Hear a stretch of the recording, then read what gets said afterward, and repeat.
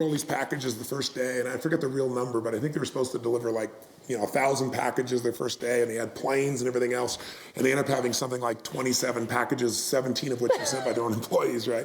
And they were literally so broke at one stage that he couldn't make payroll, so he went to Vegas, this is a true story, rolled it all the dice and won.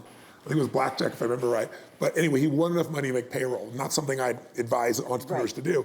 But he said the turning point in their business was they were going down, and he trained everybody, we're here for the customer, we're gonna do whatever it takes for the customer, and I don't care what it takes.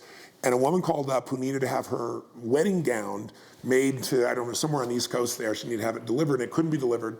And the woman said, we're going bankrupt anyway, so she chartered a private plane to have this thing delivered to this woman.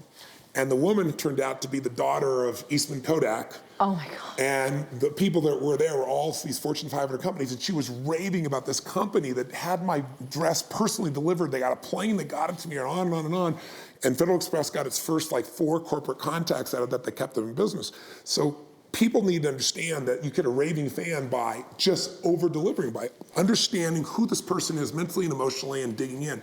And that's clearly one of your advantages. Let's talk about what if there's 2 types of people that are going to watch this program that are subscribers.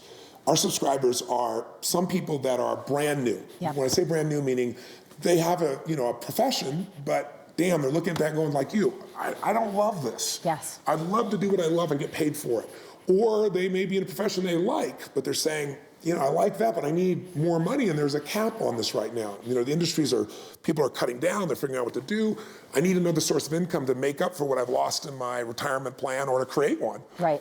And then we have professionals, people that own a company. They've been in business 10, 15, 20 years. They know what the hell to do. They've been at the top of their class, but they're out there now marketing, and they're doing the same kind of marketing, and customers are not responding to the same stuff, right? They're tighter with their money, and they're more savvy. They expect to be given more. Yes. There's a whole different culture of what customers expect today. And so I'd like to address both of them. So let's start with the person who's watching, who's brand new. Yep. And if they're sitting across from you now, Marie, and they say, okay, you convinced me you're the real thing. Yep. You're authentic Jersey girl, you picked yourself up, you made some tough decisions along the way. When you saw something really wasn't fulfilling you, you had the guts to try something new. You didn't know what it was, but you tried something new, and that didn't work, you tried something else. That didn't work, you tried something else. So you're a persistent young woman who's committed, and you found some things you love, and you found a way to get it out there. That's nice. I'm happy for you. Yes. But I can't dance like you, and MTV's never gonna give me that shot, right? That's right. So for that person who has those objections in their mind, let's talk about what could they do right now. They're watching right now, okay, I really want to get internet marketing, I want a second income. Where do I start? Give me the 1, 2, 3 steps that can get me into action right now. Okay, so I call this my little spiritual gangsta formula. So seems only appropriate with hip hop, right? It does, I love it. And it's a good little anchor in for me because it's fun, it's spiritual. So step 1 is you have to pick something that you freaking love. That was my biggest problem. And then once I stumbled upon things that I love, that's when everything started to work. And as I've been working with clients, every time they're stuck, it's because they don't love what they do. And I've seen it time and time again with people that I know personally and people that I don't know that I'm just watching from afar. The people that make the most money, that are the most satisfied, love what they do. Right. And if you don't pick something that you love and you're just trying to chase dollars or something seems like an opportunity, right, you're never gonna have the hustle.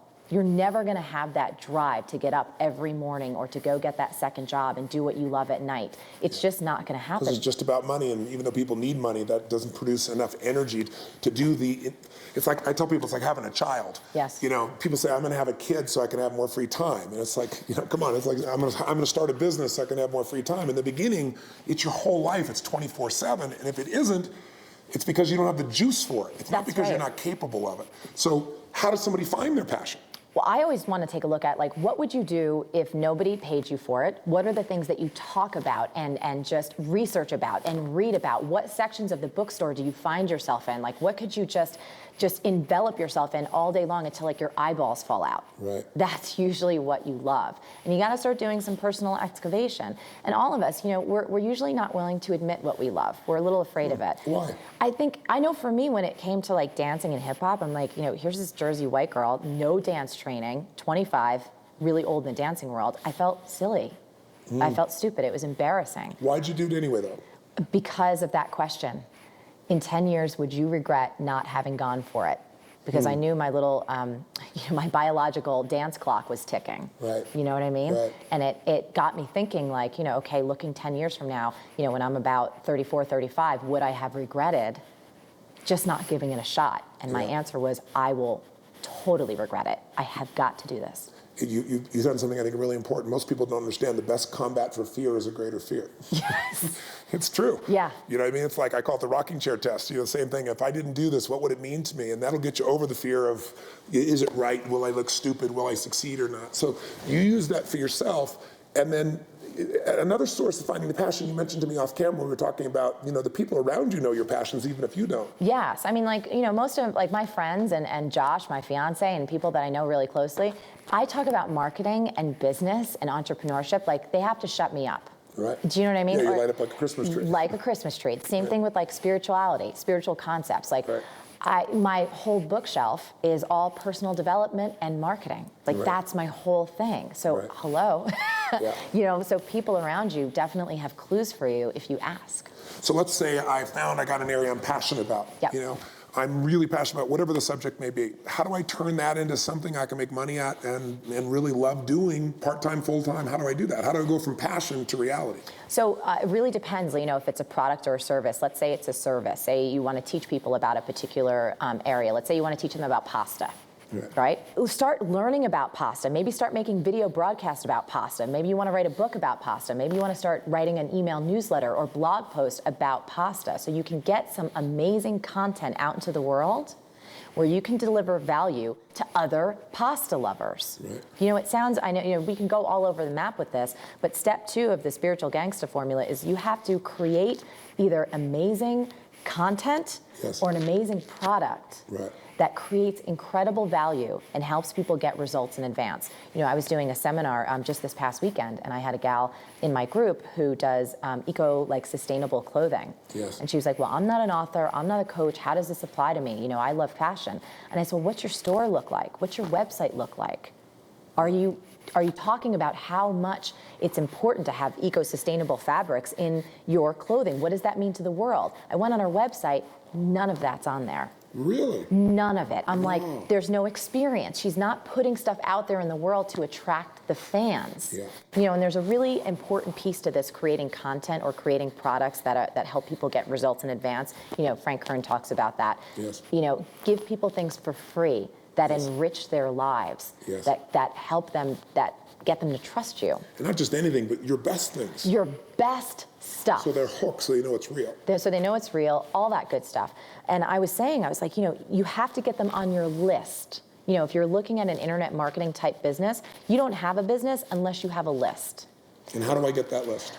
You create some really good shit, and then you tell people, if you give me your name and email address, I'm going to send you some more amazing stuff. Right. And of course, there's all kinds of that. We're going to dig into the technicals a little bit, and there's a million courses on how to do that. Yeah. But if you have something that you love and you can start creating amazing content and putting it out there, there's this technique that one of my students came up with. It's called OPB, Other People's Blogs. If you, say, want to do something in the pasta world, well, go find the most popular Italian blogs out there, or maybe people are talking about sauce, and you can put up your amazing article. Yes. Do you know what I mean? Yeah, because you're fishing where they already are. Exactly. Instead of broadcasting to the whole universe, but no one cares. That's right. That's right. So it's great. like you can get very strategic with this stuff. Other people's blogs, that's great. OPB. It's other people's money. Yes, and it's other people's experience. Exactly. Yeah. So it's like if you just start getting strategic about this with social media and with the internet, our capabilities are limitless. Right. It's just a quick story. It's like I wrote this silly little book, Make Every Man Want You, How to Be So Irresistible You'll Barely Keep From Dating Yourself. I got an email from a woman in Iran who tells me, and it's like one of the best emails I've ever gotten. She said, in her particular culture, they're not allowed to date outside of marriage. Right. She has nobody to talk to about relationships. She can't talk to her mom. She can't talk to girlfriends. And she said, thank you for writing this. I have found a friend in you. I am now more educated on relationship because you wrote your book. Wow, that must have made you feel incredible. This is why I do what I do. And this is why I freaking love the internet, because we can reach people all over the planet that have interests that we have, that are interested in the subjects or the products. I love it. I think it's so important too, because I'm glad you used the pasta example, because so many people think there's just a few niches that are large enough to be able to do well. But today, you can find your tribe. You know, if you have a passion, guaranteed there are millions of other people who have a passion for that too, no matter what the hell it is. Oh my God, crazy stuff. I mean, I heard, you know, I was reading Gary Vee's book, Gary Yes. Vaynerchuk. Yes. I love him, he's Gary's a amazing. good friend. He's good. He was talking about some woman who's killing it with knitting. Yeah. Do you know what I mean? Yeah. Knitting, and that is awesome. There's like World of Warcraft, like I don't know all these kind of crazy online games, but yeah. there's millions and millions and millions of people who spend their time. I mean, you can do anything you want in this day and age if you have the passion and if you're willing to just put stuff out there, get people on your list, and take really good care of them. Now let's say though somebody has a passion, but Yes. they're lacking the confidence to say, I can't create content. You know, I know this subject, but I don't know how to put it across, and I can't write a book. And one of the great things that people like Frank have said to me is, Frank told me, listen, I wasn't passionate about a subject, I was passionate about marketing. Yes. You know, so that is his subject. Yes. So he looked around and saw, you know, this people were selling, you know, offline, not online, how to teach a parrot to talk. And he thought, that's insane. He looked it up and he found out there were 50,000 people a month that were going on and looking for that kind of information, you know, on Google. And he's like, oh my God, I got to be able to market to them. But he didn't know how to write a book. You know, he didn't really know anything about the subject, so he went and found an expert. Yes. And he interviewed that expert, and he got someone else to write the book. I mean, honestly, he didn't do any of it because that wasn't his passion. In your case, it is your passion. Yep. But how do you get somebody who says, okay, I got the passion, but I'm just not confident I can deliver it? Do you tell them to have somebody else do it for them? What would you say to get that person going? Because I want to eliminate every roadblock, if Yes. all possible here, with somebody that hopefully they can relate to. I mean, you've done incredibly well, but you haven't done 10 million. You did do $250,000, Yep. you know, in one of your recent launches, so that's fantastic. Yes. But before you got to the $250,000, you did lower. What do you do for someone who lacks that confidence? How can they get themselves started and create that content if that's the second step? You know, this is going to be a kind of silly answer to that question, but I think it's probably the best one I could give. You know, we have a mind, but we are not our mind. Like, I feel like I have thoughts that run over and over and over again that tell me I'm not that capable. I'm not that good. I'm not a really good marketer. I'm not a really good dancer. Like, I still have those thoughts. Right. But I've trained myself, and part of what I'm so excited about with the whole live in the moment kind of lifestyle Yes. is not paying attention to that or believing it to be true. Right. And so one of the things that Josh, my fiance, actually taught me, he's like, Marie, get over wanting to feel confident. He told me to get over it. He's like, what is that? He's like, you're not going to feel confident. You know, I did this workshop this past weekend. I was scared shitless. Like, I was terrified. Right. But I just kept moving anyway. So for someone just starting, like, what if confidence is overrated? Good for you. Do you know what I mean? Yeah, absolutely. What if you can just write an article or interview an expert? I always find that for me, every time I take an action and don't listen to that whole thing that says you can't, Yeah. I start to naturally build confidence, oddly enough, Yes. and bypass the wanting to get confident first. I think that's where many people sometimes fall. Right. They wait to feel confident before they start. Yeah. I would say start, and the confidence will actually come. Yeah, well, the action speaks for it. It's like, you know, I tell people confidence is tying your shoes. I mean, you know, the first time you did it, you know, your tongue's hanging out, you're Yes. trying to do the whole thing, you know, and it's too many pieces, or driving a stick shift car when you're a kid. Like, do all this and watch the road too, forget it. But Yes. you just do it and do it and do it, and then pretty soon it's automatic. And I think that's one of the reasons people don't start is they want to be confident that they know everything Yes. instead of just doing what's next. Yes. And as you said, being willing to do it and not worrying about how it's going to come across. If you can make yourself where you're being a student of this, not trying to be the best person on the face of the earth in the beginning, it kind of opens the door. Well, tell me, you know, if I got my passion, Yes. and I really, okay, I'm going to start developing this content. I can start Twittering it, or I can start, you know, going to other people's blogs. Great strategy. Or, you know, I take some of the other strategies. We've been doing strategies throughout this course. So people have got plenty of strategies. Yes. What I want to do with you was the philosophy of actually doing it, and in your case study of how you've done it. So what's the next step? I got great content, and I'm passionate. I got great content. Now what? Okay, so now you got to make sure that you have people on your list. So Yep. get them on the list and take care of them. Keep delivering that great content. At some point, you got to sell them some stuff. Right. You really do. So whether it's your stuff, whether it's your product or your program, or maybe it's somebody else's. Maybe you become an affiliate for, if it's pasta, you know what I mean, Barilla or something Yeah, like right, that. right. You start selling them things that will serve them, Yes. that will help make their lives better. You know, again, going back to Gary Vee, maybe you have enough eyeballs on your blog or on your video blog or just enough people on your newsletter that advertisers will want to come Right. and give you money for that. Right. So there's all different ways to monetize. Right. And I find that for most people, you almost don't need to know that in advance. Right. It'll evolve Yes. if you keep adding the value. And pretty soon people start to ask you, what else do you have? That's so true. It's like, I know it's not a bad thing, especially for women. I think sometimes women have this fear of like, oh, I can't sell. You know what I mean? People don't, I'll be pushy. I'm like, God, people give me great value. I'm like, how can I get more? Right. You're doing them a disservice if you don't just open up the opportunity and tell them what's available. Right. 3 easy steps. Yes. Place for them to get started. Well, let's shift to a professional now. When I say a professional, meaning somebody who owns their business. Yes. They're out there. They're marketing like crazy, but they're seeing, the response from marketing being a lot less. People are tighter with their money. What can they do today to differentiate themselves in the current marketplace? And how do customers respond differently today from your perspective? I feel like it's all about authenticity and transparency right now in business. And I feel like every business owner needs to be their brand. They need to be out in front. They need to be talking with customers. On their website, there should either be a video message or an audio message or some combination of that, letting people know that this isn't just a company, that there's actual real people. There's someone who's accountable. There's someone who cares. I think that's where the kind of old school and the new school seem to go in different directions. Yeah, the corporate marketing where corporate speak is saying this is what you can do versus an actual individual who's real and raw and expressing and connecting with you. Yeah, I mean, think about it. Who do you want to do business with? Some big, like, kind of plastic corporate structure, or somebody who maybe they have a huge business, but they're standing in the front going, you know what? We freaking care. We care about you. We know the market's changing. What do you want? Right. What can we do for you? How can we serve your needs? What else are you looking for? We're here for you. Right. I think that's huge. And I think in the old school kind of mentality, it's like everybody wanted to hide behind a corporate structure. Mm-hmm. You know what I mean? It made you bigger in those days. The customers were different. They didn't want to do business with IBM versus Charlie. You can come over and fix it. And I think today, just like people dress differently, there was a time in our culture where this idea of a relaxed day or a casual day was like, oh my God, and now every day's casual day, and most businesses, not all. Yeah. So how do they begin to move in that direction? Let's say you're, think about it. People in real estate all do the same thing. Yep. They go out and they do their farm. They put their ad with their picture on it. They put their signs out there. Insurance people do things the same way. Retail people the same way. Automobile dealers, they buy the one-page ad that says, we got it cheaper, we got better financing, got the best deals. They all say the same thing.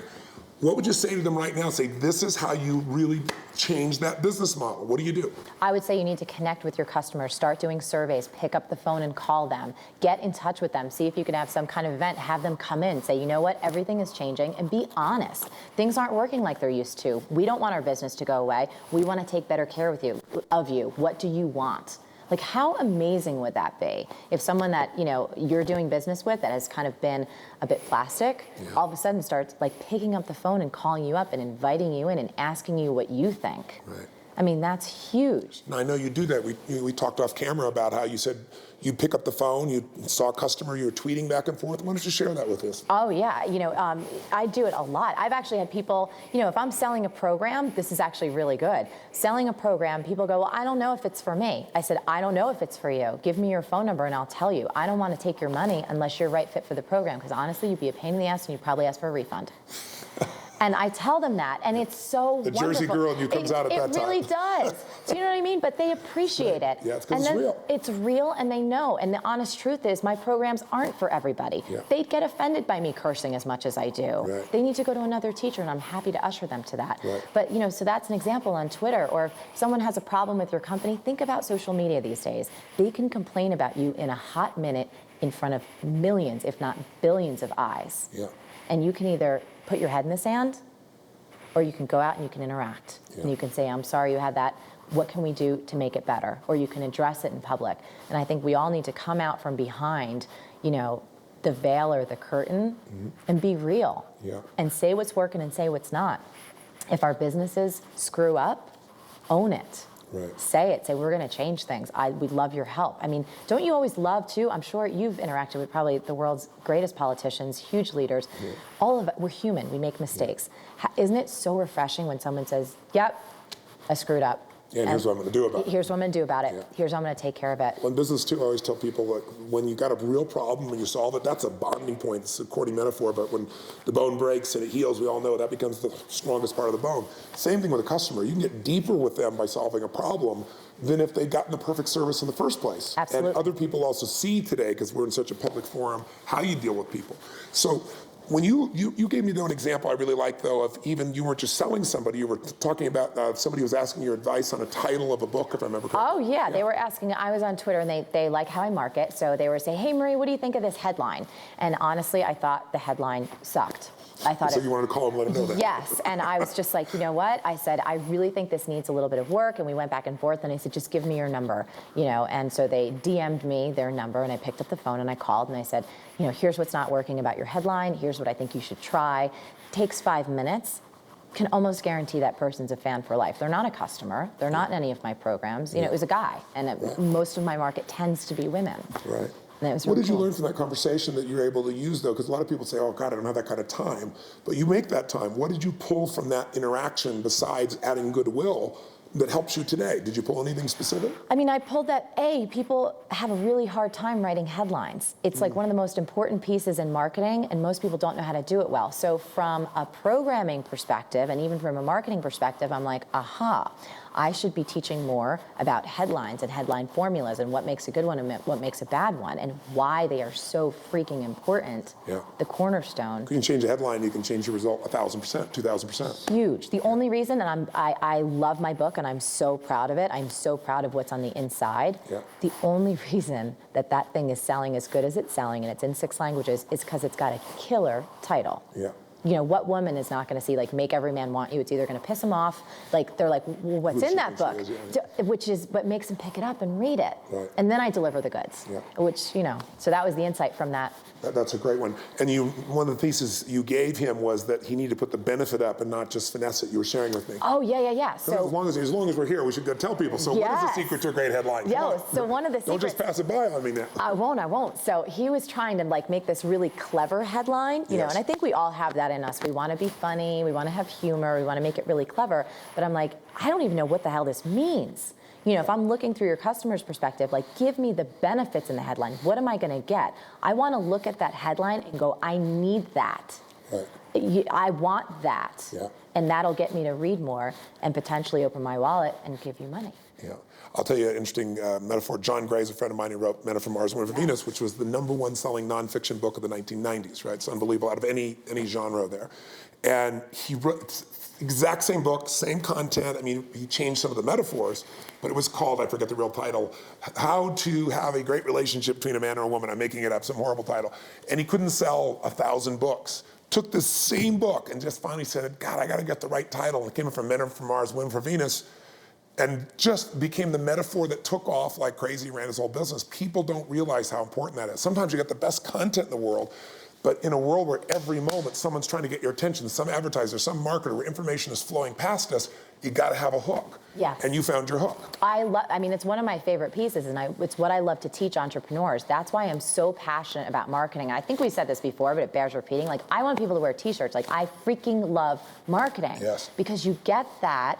And then if you have this message or this product or this service that changes people's lives, I really believe this. There are no extra peeps on the planet. God has given each of us our unique gift or something that we're meant to do that no one else on the planet really can deliver. You know what I mean? Yes, in your voice. In your voice. And if you don't do whatever you need to do, meaning learning marketing, to get that message or product out to as many people that you can help, you are stealing from them. Yeah. And I feel like that for me is such a huge motivator. I am constantly learning about marketing. I consider myself a very strong marketer, and I'm always a student. Yeah.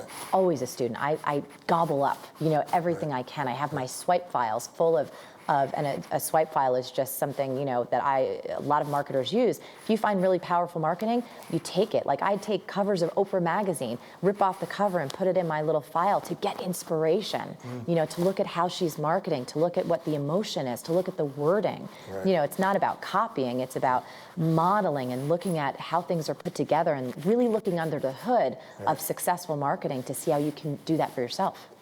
in my career, the same thing was true in the beginning. I had a mission. I wasn't a marketer. I didn't know anything about business even, but my whole thing was my ideas are going to die on my lips unless I can figure a way to get this to a mass number of people. So I studied what marketing was like that. And one of the reasons I did this course is I thought I want to update my education. Yes. You know, because we've been so successful for, 3 decades, but the world's changing. I pulled my team together and I said, we're going to pull in some of the very best in the world. And I brought these guys together in the room, some of the people that you know, and it turned out they'd all been to my seminars. It was a great sharing. I didn't know that. And, all they said were things that we knew, but just a tiny slight perspective. I think some people think they're so good that they stop learning. Yes. And I think it was Coach John Wooden, I interviewed him again the other day, he's 98 years old, most successful basketball coach in history, won 10 out of 11 NCAA championships, and he said, it's what you learn after you know everything that really matters, Yes. And so just a tiny shift in perspective can change it all. So when you say you get under the hood, give me an example. You look at Oprah, you look at other marketers, what are some of the things that you've pulled out that you've applied to your own business that have been helpful for you? I'm curious. A couple of things. So Oprah, for one, I feel like she never holds herself above. Mm-hmm. There's always a feeling that she's with you. Yeah, she's your friend. She's your friend. She's not teaching down to you. Yeah. Never. Yeah. And that's also what, it kind of goes like, if you look at Frank Kern, who is a friend of mine, he's a mentor, love his marketing. Yes. And, he has these cool videos. It's like he's walking around barefoot. Yeah. Do you know what I mean? But that's Frank. He's being Frank. He's being Frank. He's not trying to be somebody else. Exactly. Yeah. But there's that authenticity factor that I think Oprah has as well. And I try and look at that. And, sometimes I've had kind of people tell me, they're like, oh, Marie, everything should be really slick and professional. I'm like, dude, I'm from Jersey. I'm going to shoot in my kitchen.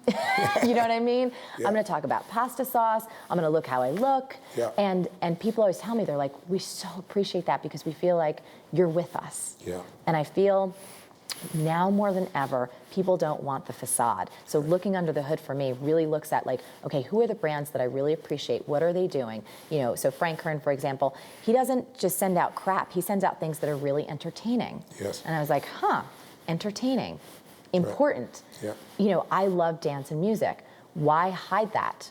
Why not bring the entertainment factor into my marketing in my way? Right. Those are some of the things. I'm sure I could probably drum up a million others. Oh, one of the things I do looking under the hood for people's programs, like high-level kind of coaching programs.